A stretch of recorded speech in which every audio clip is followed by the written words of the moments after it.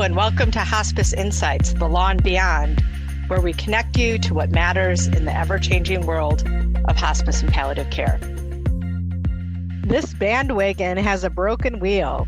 OIG joins the inconsistent approach to hospice GIP claims. Brian. Hey, Meg. Man, I was not happy to see that news headline that OIG is joining in to look at GIP. Talk about overutilization to play on how they always focus on us. I mean, everyone's auditing GIP right now, and I because we have SMRC audits for GIP, we have TPE for GIP, and now OIG is joining in on that. And to me, it's real frustrating because GIP, I think, is still underutilized. And so this is really, I think, having a chilling effects for folks. And when you think the alternative is people might revoke and go to the hospital or whatever, I mean, we are still saving money here. So anyway, I'll let you get a word in edgewise, Brian, but I was just like, are you kidding me? It's kind of a piling on here on a pretty unstable foundation. On the one hand, all the enforcement seems geared toward GIP by CMS and and DHHS. They recognize, though, that it's underutilized. It's like they want more people to use it, but they want people only to use it for 6 days, and they're inflexible about that. And I'm going through a number of GIP related hearings, this time emanating from a TPE. But just to hear the experts I'm working with talk about how the government reviews GIP claims and what I would expect to be how the OIG is going to do it through its auditors, they're rather aggressive. And there are cases where it does seem they're looking at the time frame and they're denying based on that. Fortunately, we're getting a lot of victories once we go through the appeal process and up to the ALJ. So we're winning a lot of them ultimately. But even this initial pressure, it's mixed messages from the government. You're not utilizing it, but if you do utilize it and step over this line in any way, we're going to come down on you.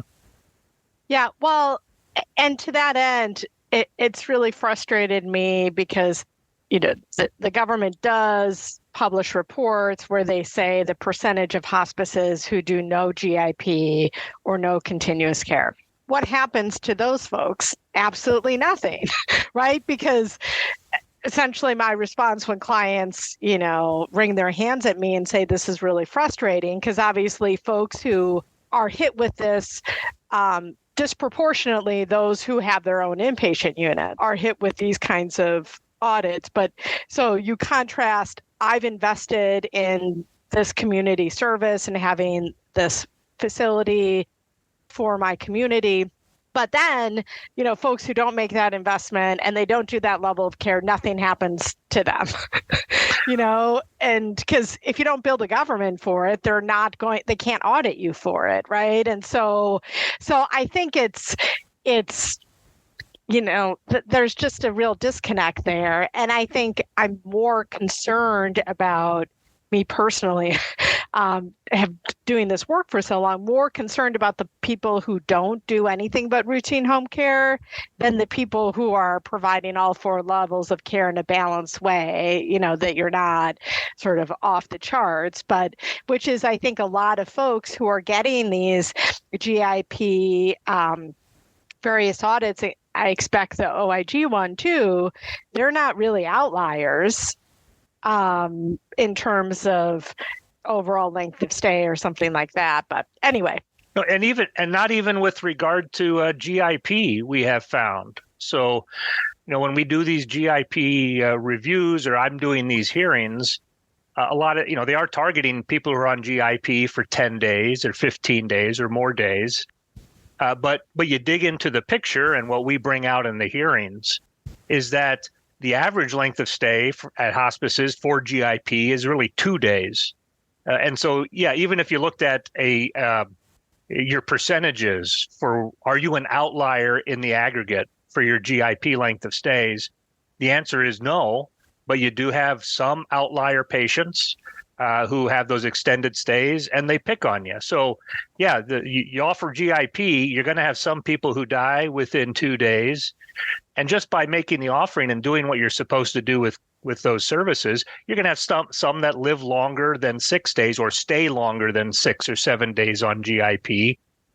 But they're going to hammer you for it, unfortunately, for those longer. They'll cherry pick out those longer stay patients, and that's what the audits will be about. Yeah. So I really don't know why the OIG felt like it needed to jump in here and look at this again. I mean, we're getting into this level of you can't win. I mean, I know we've said audits are just a cost of doing business and stuff, but I am concerned that at some point people are going to be like throwing up their hands. I mean, it's like this doesn't make any sense to me because, it is something that in terms of the big healthcare system saves money, keeps people out of the hospital. It is recognized that people coming from the hospital may very well need this level of care, because if you had serious decline in the hospital, being able to jump home and whatever is sort of unlikely. But I mean, it is what it is. I mean, yeah, I mean, it might. It could be going in a couple of directions. If this kind of pressure, of which the OIG GIP review is one part of, but if this kind of overall pressure continues, it's either going to change the kinds of hospices that are out there. It's going to change the profile. Is it going to change the number of nonprofit versus for-profit? Is it going to change hospices that are part of health systems versus independent? You keep the pressure up, and I think there's going to be some evolution in who makes up the hospices. The other direction it could go in is it's going to change the benefit. And so certain parts of the benefit just are not going to be sustainable and allow hospices to survive. So does that mean the 6-month life expectancy standard is modified? Does that mean GIP standards are modified? It just doesn't seem sustainable that you're going to have the current profile of hospices continue to exist with the current enforcement pressures that are being imposed. And again, I sound like I'm on a rant here, but like the real frustrating thing is if you're going to change the benefit, then change it.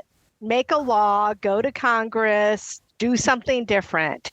But don't essentially try to have the effect of changing the law through how you audit, right? And that's, I think, what we're seeing sort of very big picture across the board is, as you said, between whether it's 6-month prognosis, level of care, it just, we're in this trap right now, frankly, where there's these broad sort of standards.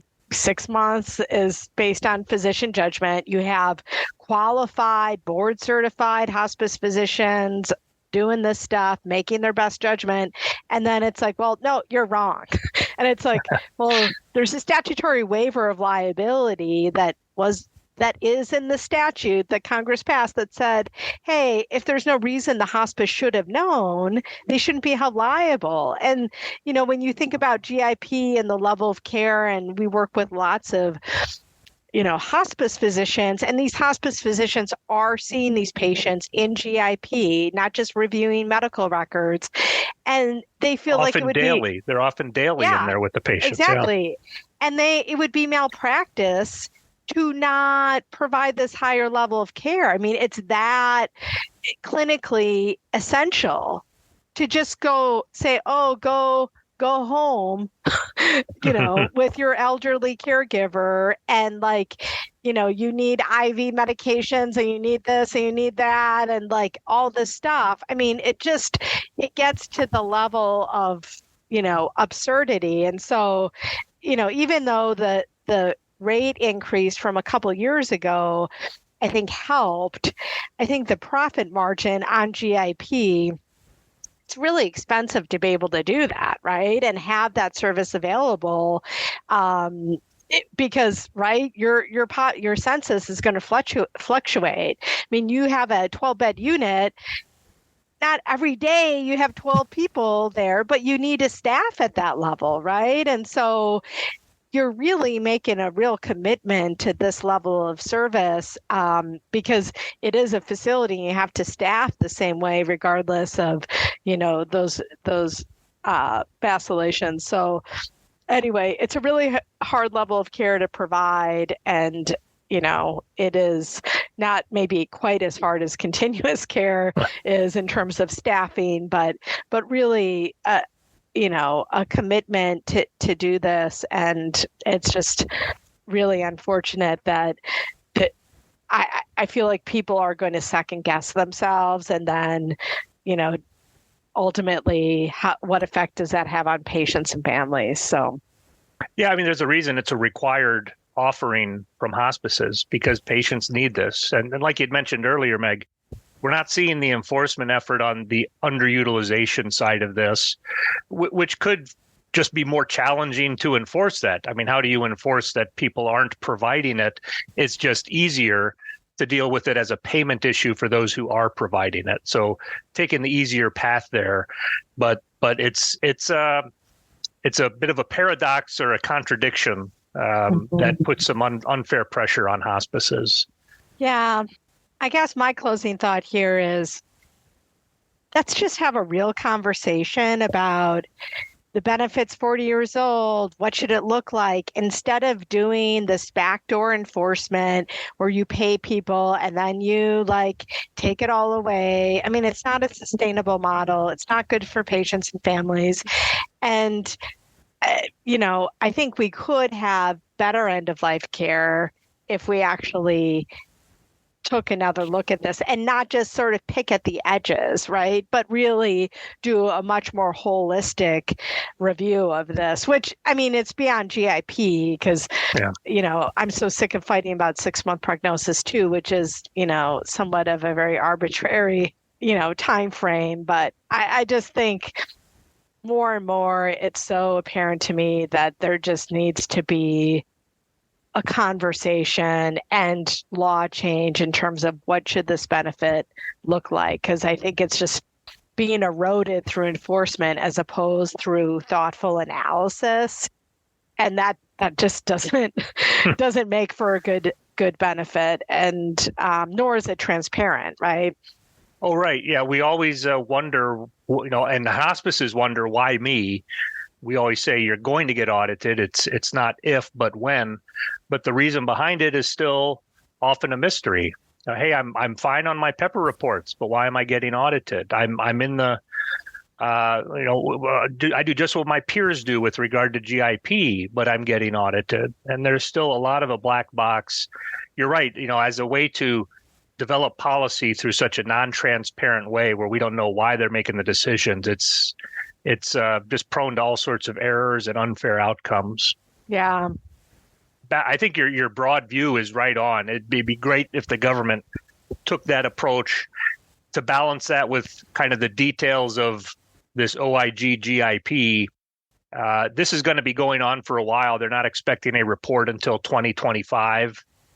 If you do get something from the OIG about GIP, take it very seriously. It might be a limited sample that they're looking at, but we suspect they may be aiming to have an impact that is community-wide, nationwide. So the results of this review could affect the direction that OIG recommends or some of their recommendations on into the future.